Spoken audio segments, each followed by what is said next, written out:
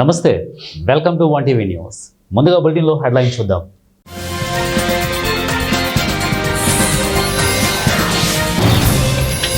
మా ఆయుధాలతోనే రష్యాపై దాడి, ఉక్రెయిన్ అధ్యక్షుడు జెలెన్స్కీ.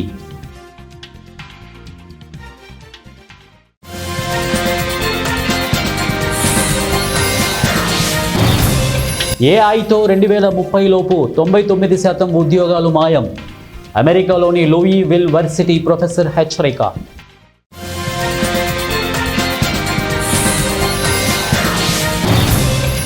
భక్తులకు అలర్ట్, తెలుగు రాష్ట్రాల్లో ఆలయాల మూసివేత.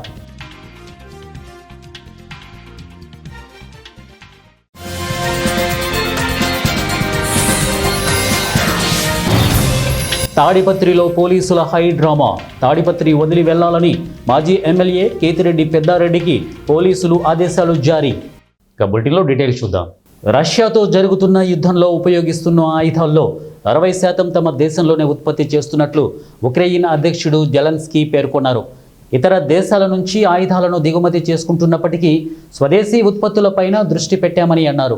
ఓవైపు సంఘర్షణలు కొనసాగుతున్నప్పటికీ కీవ్ బలమైన అత్యాధునిక ఆయుధాలను తయారు చేసే స్థాయికి ఎదగడం గర్వకారణమన్నారు. అయితే తాము సాధించాల్సిన లక్ష్యాలు ఇంకా ఉన్నాయని అన్నారు. ప్రస్తుతం గగనతల రక్షణ వ్యవస్థల బలోపేతానికి చర్యలు తీసుకుంటున్నట్లు తెలిపారు. ఇతర దీర్ఘశ్రేణి ఆయుధాలు క్షిపణుల కోసం మిత్ర దేశాలతో త్వరలో చర్చలు జరపనున్నట్లు పేర్కొన్నారు. రష్యా దాడులను తీవ్రతరం చేస్తున్న నేపథ్యంలో వాటిని సమర్థవంతంగా తిప్పికొట్టేందుకు ఉక్రెయిన్ తన దేశీయ రక్షణ పరిశ్రమలను గణనీయంగా విస్తరించినట్లు కీవ్ అధికారిక వర్గాలు వెల్లడించాయి. ఆర్టిఫిషియల్ ఇంటెలిజెన్స్తో 2030 లోపు 99% ఉద్యోగాలు ఊడే ప్రమాదం ఉంది. అమెరికాలోని లూయివిల్ యూనివర్సిటీ ప్రొఫెసర్ రోమన్ యాంపోల్స్కీ ఈ విషయం తెలిపారు. ప్రపంచవ్యాప్తంగా కంపెనీలు తమ ఖర్చును తగ్గించుకోవడానికి ఏఐ సిస్టమ్స్ను వాడుతున్నాయని, దీంతో వచ్చే 5 ఏళ్లలో ఉద్యోగాల్లో భారీగా కొత్త పడుతుందని ఆయన హెచ్చరించారు. ఓ బ్రాడ్కాస్ట్ ఇంటర్వ్యూలో ఆయన మాట్లాడారు. కోడర్లు, ఇక ప్రాంప్ట్ ఇంజనీర్ల ఉద్యోగాలు కూడా సేఫ్ కాదని, రానున్న ఆటోమేషన్ వేవ్తో దాదాపు అన్ని ఉద్యోగాలకు ముప్పు తప్పదని ఆయన చెప్పారు. ఇంతకు ముందు ఎన్నడూ చూడని నిరుద్యోగాన్ని వచ్చే 5 ఏళ్లలో మనం చూడబోతున్నాం. అది 10%, 20% కాదు, ఏకంగా 99%. 2027 లోపు మానవ తరహా మేధస్సు లేదా ఆర్టిఫిషియల్ జనరల్ ఇంటెలిజెన్స్ అంటే ఏజీఐ రాబోతోంది. ఇక ఏజీఐ వచ్చిన 3 ఏళ్లకు లేబర్ మార్కెట్ దారుణంగా పడిపోతుంది. ఏఐ టూల్స్, హ్యూమనాయిడ్ రోబోలతో మనుషులు చాలా చౌకగా పని చేయించుకుంటారు. అంతేకాకుండా కంప్యూటర్లో చేసే ప్రతి పని ఏఐ టూల్స్తో ఆటోమేటిక్ అయిపోతుంది అని యాంపోల్స్కీ పేర్కొన్నారు. ఇక హ్యూమనాయిడ్ రోబోలు కేవలం 5 ఏళ్ల దూరంలో ఉన్నాయని, వాటి రాక తర్వాత ఫిజికల్ లేబర్ ఆటోమేటెడ్ అయిపోతుందని ఆయన చెప్పారు. దీంతోపాటు ఉద్యోగాలన్నీ ఆటోమేటెడ్ అయిపోతాయని, ఏఐకు ప్రత్యామ్నాయమే లేదని తెలిపారు. కాగా ఈ ఏడాది మేలో ఆంథ్రోపిక్ సీఈఓ డారియో అమోడియో కూడా ఇలాగే హెచ్చరించారు. ఏఐతో 50% వైట్ కాలర్ జాబ్స్లో కోత పడుతుందని ఆయన తెలిపారు. చంద్రగ్రహణం కారణంగా ఇవాళ తెలుగు రాష్ట్రాల్లో పలు ఆలయాలను మూసివేయనున్నారు. తిరిగి రేపు దేవస్థానాల సంప్రోక్షణ అనంతరం తెరుస్తామని ఆలయాల అధికారులు తెలిపారు. తిరుమల శ్రీవారి ఆలయాన్ని ఇవాళ మధ్యాహ్నం 3:30 నుంచి రేపు ఉదయం 3 గంటల వరకు మూసివేయనున్నారు. తిరుమల తిరుపతి దేవస్థానం అధికారులు అలాగే అన్నదానం, లడ్డూ ప్రసాద కేంద్రాలను మూసివేయనున్నారు. ఇప్పటికే శ్రీవారి సర్వదర్శనానికి వెళ్లే భక్తులను క్యూలైన్లలోకి వెళ్లకుండా నిలిపివేశారు. టీటీడీ అధికారులు ప్రస్తుతం క్యూలైన్లలో ఉన్న భక్తులకు ఇవాళ మధ్యాహ్నం 1 గంటకు దర్శనం పూర్తయ్యే అవకాశం ఉంది. శుద్ధి, పుణ్యాహ వచనం నిర్వహించిన అనంతరం రేపు ఉదయం 3 గంటలకు శ్రీవారి ఆలయాన్ని తెరవనున్నారు. అర్చకులు ఆలయంలో పూజా కైంకర్యాలు నిర్వహించిన అనంతరం రేపు ఉదయం 6 గంటల నుంచి భక్తులను దర్శనానికి అనుమతిస్తామని టీటీడీ అధికారులు పేర్కొన్నారు. శ్రీవారి సర్వదర్శనం కోసం భక్తులు రేపు ఉదయం 6 గంటలకు క్యూలైన్ల వద్దకు చేరుకోవాలని టీటీడీ అధికారులు విజ్ఞప్తి చేశారు. తాడిపత్రిలో పోలీసులు మరోసారి హై డ్రామాకు తెరలేపారు. తాజాగా తాడిపత్రి వదిలి వెళ్లాలని మాజీ ఎమ్మెల్యే కేతిరెడ్డి పెద్దారెడ్డికి పోలీసులు ఆదేశాలు జారీ చేశారు. ఈ నెల 10వ తేదీన అనంతపురంలో ముఖ్యమంత్రి చంద్రబాబు పర్యటన నేపథ్యంలో కేతిరెడ్డిని తాడిపత్రి నుంచి వెళ్లిపోవాలని సూచించడం గమనార్హం. వివరాల ప్రకారం తాడిపత్రిలో మాజీ ఎమ్మెల్యే కేతిరెడ్డి పెద్దారెడ్డి విషయంలో పోలీసులు మరో ట్విస్ట్ ఇచ్చారు. ఈ నెల 10వ తేదీన అనంతపురంలో సీఎం చంద్రబాబు పర్యటన నేపథ్యంలో పోలీసు బలగాలు ఆ కార్యక్రమంలో పాల్గొంటారని పోలీసులు తెలిపారు. ఈ నేపథ్యంలో కేతిరెడ్డి పెద్దారెడ్డి తాడిపత్రి నుంచి వెళ్లిపోవాలని సూచించారు. ముఖ్యమంత్రి చంద్రబాబు పర్యటన అనంతరం తాడిపత్రికి రావాలని పెద్దారెడ్డికి పోలీసులు చెప్పారు. ఈ నేపథ్యంలో పెద్దారెడ్డి స్పందిస్తూ దీనికి సంబంధించి లిఖితపూర్వకంగా లేఖ ఇవ్వాలని కోరారు. కానీ లేఖ ఇవ్వడానికి పోలీసులు నిరాకరించారు. ఈ నేపథ్యంలో పోలీసుల అనుమానాస్పద వైఖరిని పెద్దారెడ్డి ప్రశ్నించారు. అనంతరం అనంతపురం ఎస్పీ జగదీష్కు కేతిరెడ్డి మెయిల్ పంపించారు.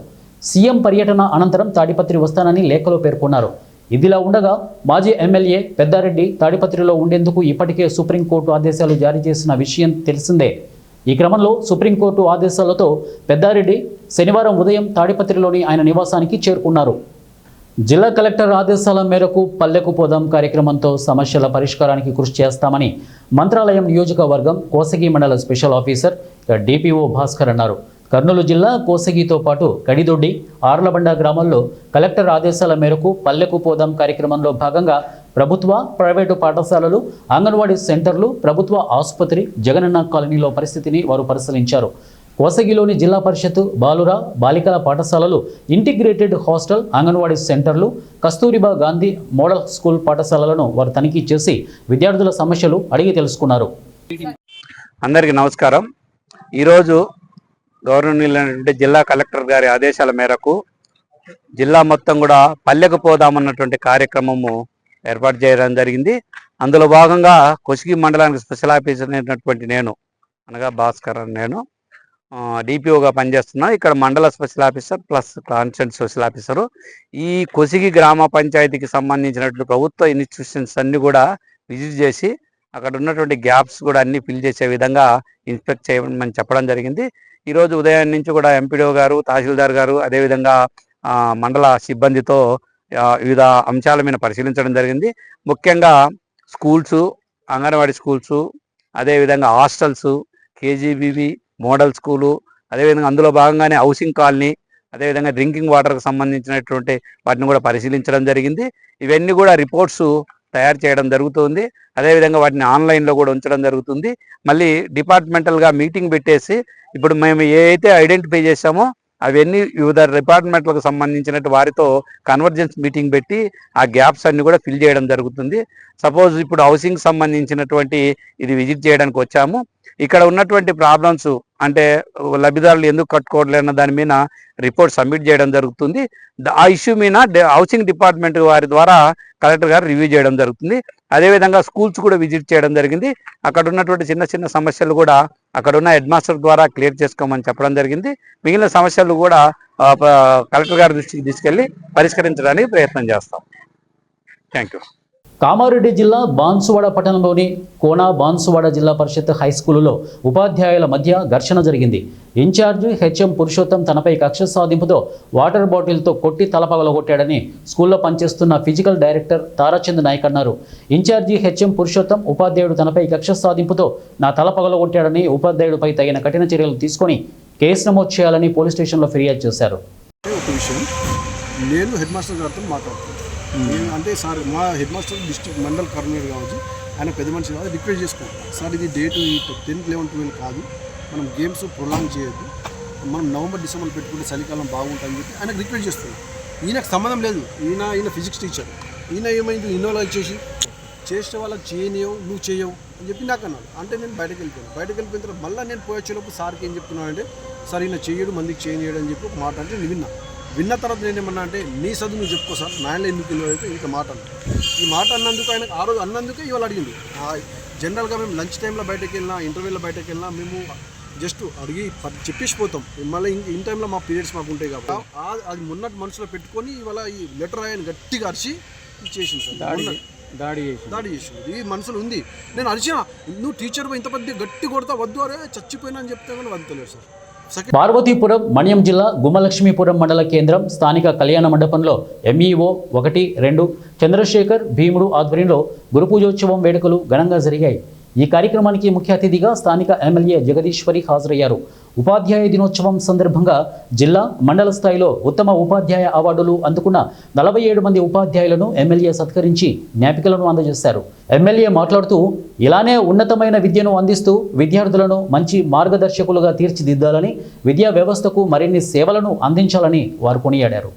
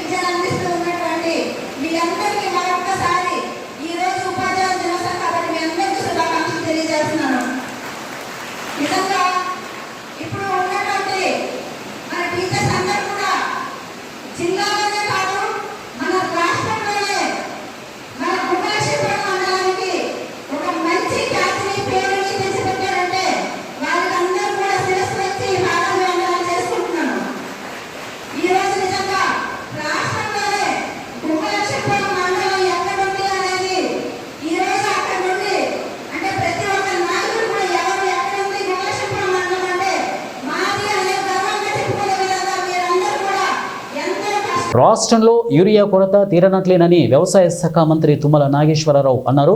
భద్రాద్రి కొత్తగూడెం జిల్లా అశ్వారావుపేటలో పర్యటించిన మంత్రి యూరియా సంక్షోభంపై ప్రస్తావించారు. ప్రస్తుతం యూరియా కొరత దృష్టిలో పెట్టుకుని గుజరాత్, భోపాల్ సహా ఇతర ప్రాంతాల నుంచి తెలంగాణకు 2 లక్షల టన్నుల యూరియా వస్తుందని అన్నారు.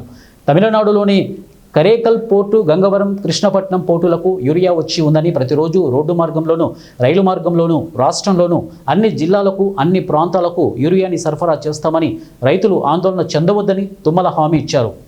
భవిష్యత్తులో భారతదేశమే వ్యవసాయ దేశం, అందుట్లో మన రాష్ట్రం ముందంజు ఉండాలని నా కోరిక. అందుకని నిన్న కేంద్ర మంత్రులు కలిసినప్పుడు కానీ నా కోరిక ఆయిల్ ఫామ్కి మినిమం గ్యారంటీ ప్రైస్ 25,000 ఉండాలని నా డిమాండ్ చేస్తున్నాను రాష్ట్ర ప్రభుత్వం పరంగా. అదేవిధంగా మంచి ఉత్సాహవంతులైన ఆయిల్పేట ఉద్యోగస్తుల యొక్క శ్రమ వల్ల ఓఈఆర్ పెరుగుకుంటూ వస్తుంది. ఈ సంవత్సరం ఇంత పండుతున్నా కూడా గతంలో మాన్యువల్గా హార్వెస్ట్ చేసేటప్పుడు ఈ కాడ ఎక్కువ ఉండేది కాదు. ఇప్పుడు గడంతో చేసుకునేసరికి కింద నుంచి చేయడం కాబట్టి కాడ ఎక్కువ వస్తుంది. అది ఇంకా జాగ్రత్తగా చేసుకుంటే ఇంకా ఓఈఆర్ 20% అబవ్ వస్తుంది. వస్తే మీకు ఈ 2-3 నెలల్లోనే 20,000 పెరిగే అవకాశం ఉంది. ఓఈఆర్ ఎంత పెంచుకుంటే అంత.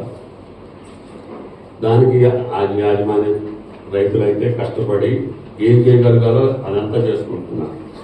అడుగు తెలిసిన కాడికి చూసి పక్క రైతుల్ని పామాయిల్ పంట మీద ఈ సంవత్సరంన్నర కాలంలో నేను ఈ శాఖ మంత్రిగా వీలైన కాడికి ఏ జిల్లాకు పోయినా ఏ సమావేశంలోనైనా దీన్ని ప్రమోట్ చేస్తున్నా. చాలామంది ప్లాంటేషన్ వేసే కాడికి తయారయ్యారు. కాబట్టి దయచేసి ఇది ఆది అశ్వారావుపేట ఆదిమూలం ఆయిల్ ఫామ్. ఇది నేను 87-88లోనే ఈ స్థలం తీసిపెట్టి కాంపౌండ్ వాల్ కట్టి రెడీకి పెట్టుకొని వచ్చాను. ఎందుకంటే భవిష్యత్తులో మనకి పెద్దదేవి దాకా తోలే అవకాశం ఉండదు. మన తోటలో పెరిగితే ఇక్కడ ఫ్యాక్టరీ కట్టుకోవాలని ఈ ఫ్యాక్టరీ వచ్చింది. దీన్ని ఎంతవరకు మోడరేట్ చేయాలో చేసుకున్నాం. దీన్ని రామారావు చెప్పినట్టుగా ఇంకా లేటెస్ట్ మిషనరీ తోటి మనం అప్పారావుపేట ఏర్పాటు చేసుకున్నాం. దానివల్ల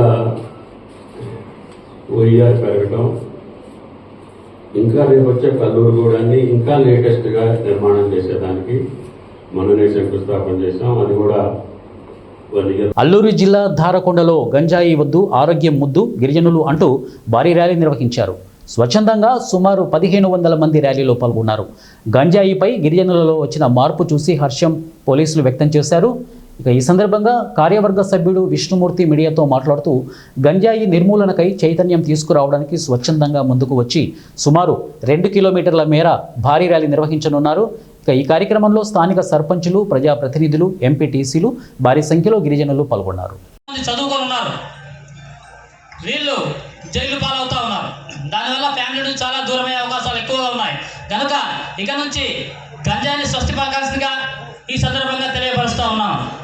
ఇదే విధంగా నేనైతే ఎవరైతే సిఐ గారు వచ్చినారో ప్రభుత్వానికి మా యొక్క విన్నపం తెలియపరచాల్సిందిగా నేను ఎంతో కోరుతా ఉన్నాను. గంజాయి నుంచి చాలామంది దూరం తప్పుకున్నారు సార్. వాళ్ళకి ప్రత్యామ్నాయ పంటలుగా కాఫీ, మిరియాలు, జీడి మామిడి ఇలాంటి పంటలు ఏమైనా పై అధికారులు తెలియపరిచి మీ ద్వారా మాకు అందిస్తే చాలా వాళ్ళకు ఆర్థికంగా స్థిరపడతామని ఈ సందర్భంగా మీకు రిక్వెస్ట్ చేస్తామా సార్. అలాగే క్లాస్ ఇంటర్మీడియట్ అయి ఉద్యోగాలు లేక తప్పుదోవ పడుతూ ఉన్నారు. ఇలాంటి ఎవరైతే యువత ఉన్నారో వాళ్ళకు స్కిల్ డెవలప్మెంట్, హోటల్ మేనేజ్మెంట్, అలాగే లేడీస్ ఎవరైతే ఉన్నారో చదువుకున్న ఇలాంటి వాళ్ళకి టైలరింగ్ ఒకరికి కూడా తెలుసు. ఈరోజు ఏం జరిగిందంటే ఆ రోజు మేము ఆలోచించినటువంటి ఆలోచన ఈరోజు మీ అందరిలోకి వచ్చినందుకు నేను చాలా గర్వపడుతున్నాను. మనకేమొద్దు, ఇప్పుడు గంజాయి వద్దు, ఏం ముద్దు, చదువే ముద్దు, అభివృద్ధి ముద్దు, వ్యవసాయమే ముద్దు. కనుక ఆ రోజు నిజంగా ఒక డిసిషన్ తీసుకొని ఒక పోలీస్ అధికారి దగ్గరికి వెళ్ళి నేను అడిగాను, మన జీకే విద్య సిఐ గారి దగ్గరికి వెళ్ళి అడిగితే ఆయన ఒక సూచన ఇచ్చారు. అందుకు పెద్దల దగ్గరికి వెళ్ళి మనము సలహా సూచనలు తీసుకోవడం చాలా మంచిది. రాజుగారు, అది ప్రజల్లో నుంచి ఆ చైతన్యం రావాలి, అది మేము చేయకూడదు అన్నారు. నిజంగానే అది ఏంటంటే అందులో ఎంత కష్టం ఉంటుందో, ఎంత నష్టం ఉంటుందో, దానివల్ల ప్రజలు ఎంత నష్టపోయారు అనేది నేను క్షుణ్ణంగా ప్రతి గ్రామానికి ప్రతి కుటుంబం దగ్గరికి వెళ్ళి నేను చూశాను. ఈ గంజాయి సారు అలాగే ఈ యొక్క గంజాయి చైతన్యం అనే ప్రోగ్రాంకి విచ్చేసిన ఈ చైతన్యం అనే ప్రోగ్రాంకి ఇంత విజయవంతం చేసినటువంటి మన పెద్దలందరికీ కూడా నా యొక్క నమస్కారాలు తెలియజేస్తూ, మీకు తెలుసు గంజాయి గురించి మాకంటే మీకే బాగా తెలుసు. ఈ గంజాయి వల్ల మనకి జరిగే నష్టాలు కూడా మీకే బాగా తెలుసు. ఎందుకంటే పెద్దలు చెప్పారు, అది మాత్రం కరెక్ట్ విషయం. ఏంటంటే మైదానం నుంచి వచ్చి వాళ్ళేదో బాగుపడతారు. నిజంగా అయితే ఆ సూట్ కేసులన్నీ వాళ్ళకి, కేసులన్నీ మీకు. ఇది మాత్రం నిజం. ఎక్కడ చూసినా సరే వైజాగ్ జైల్లో ఇంచుమించు 1000 మంది ఉంటే, వైజాగ్ 6 జైల్లో ఆ 1000 మందిలో 800 మంది మన మైదానం మన ఏజెన్సీ ప్రాంతం వాళ్ళు. అది కూడా ఓన్లీ గంజాయి కేసుల్లో అరెస్ట్ అయిన వాళ్ళు. అంటే చూసుకోండి మీరు, వాడు వేస్తాడు ఒక పైలట్ కింద 1000-2000. అమలాపురంలో గత 10 రోజులుగా పూజలు అందుకుంటున్న గణపతి విగ్రహాలు పురవీధుల గుండా ఊరేగించారు. ఈ కార్యక్రమంలో శక్తి వేషాలు, కేరళ డప్పు వాయిద్యాలు, ఇక చిన్నపిల్లల నృత్యాలు ఈ శోభాయాత్రలో చూపరులను విశేషంగా ఆకట్టుకున్నాయి. ఈ ఊరేగింపులో సూర్య బలిజ వీధి, ఇక చనమలేశ్వర స్వామి గుడి వీధి గణపతి శోభాయాత్రలో పాల్గొన్నారు.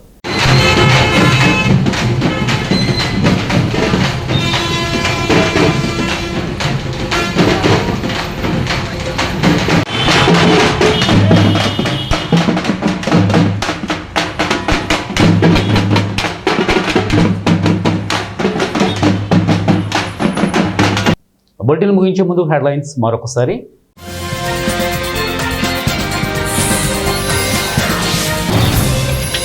మా ఆయుధాలతోనే రష్యాపై దాడి, ఉక్రెయిన్ అధ్యక్షుడు జెలెన్స్కీ.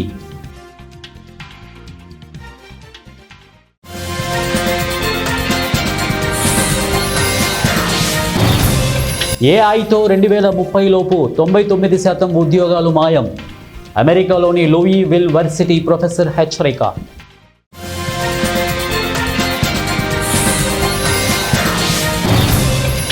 భక్తులకు అలర్ట్, తెలుగు రాష్ట్రాల్లో ఆలయాల మూసివేత.